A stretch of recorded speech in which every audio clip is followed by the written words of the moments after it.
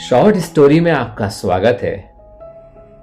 यह कहानी है एक अमीर सेठ की, जिसके पास इतना पैसा था कि 7 पीढ़ियां बिना कुछ काम किए आराम से अपनी जिंदगी गुजार सकती थी।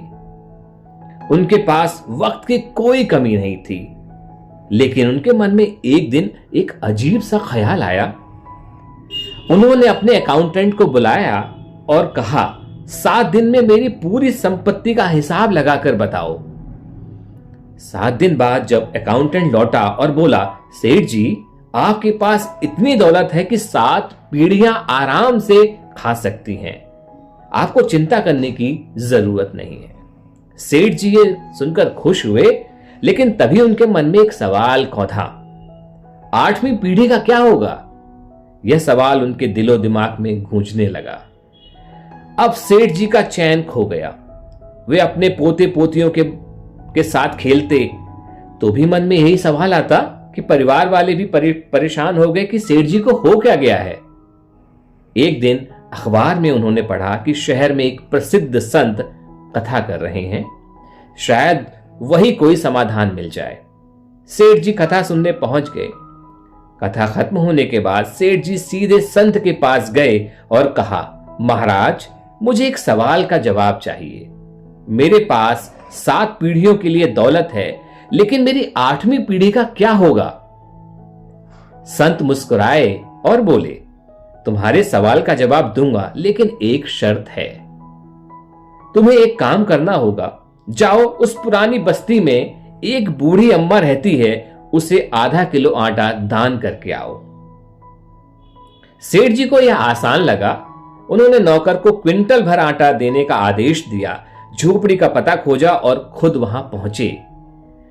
जब उन्होंने दरवाजा खटखटाया तो एक बुजुर्ग महिला बाहर आई। सेठ जी से कहा, अम्मा, आपके लिए 1 क्विंटल आटा लाया हूं, इसे रख लीजिए। अम्मा ने हंसते हुए कहा, बेटा, आज का खाना तो भगवान ने दे दिया, कल की चिंता मैं क्यों करूं? मुझे कुछ नहीं चाहिए।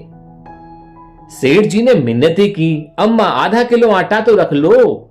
लेकिन अम्मा ने फिर मना कर दिया और कहा, बेटा, जब ऊपर वाला देता है तो सब कुछ देता है, कल का इंतजाम भी वही करेगा। सेठ जी निराश होकर घर लौट आए, लेकिन अम्मा के शब्द उनके मन में गूंजते रहे। संत ने उन्हें वहां क्यों भेजा, अब वो समझ गए थे। अगले दिन सेठ जी संत से पास पहुंचे और पूरी बात बताई।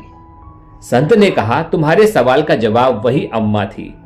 उन्होंने तुम्हें सिखाया कि कल की फिक्र छोड़ो, जो आज में जीता है वही सुखी है। तुम्हारी दौलत 8वीं पीढ़ी के लिए है या नहीं, यह भविष्य का सवाल है।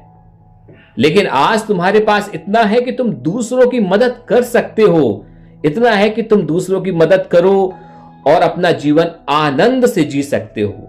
असली संपत्ति तुम्हारे दिल का संतोष है, ना कि तिजोरी में रखा हुआ खजाना। सेठ जी का माथा ठनका। उन्हें समझ में आया कि चिंता करने से कुछ नहीं बदलता। असली खुशी दूसरों की मदद और वर्तमान में जीने से ही मिलती है। संत के शब्द और अम्मा की सादगी ने सेठ जी की जिंदगी बदल दी। तब सेठ जी ने न केवल खुद वर्तमान में जीना सीखा, बल्कि दूसरों की मदद करना भी अपनी आदत बना लिया।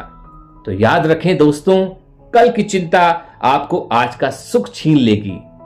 सच्चा सुख वही है जो वर्तमान में है।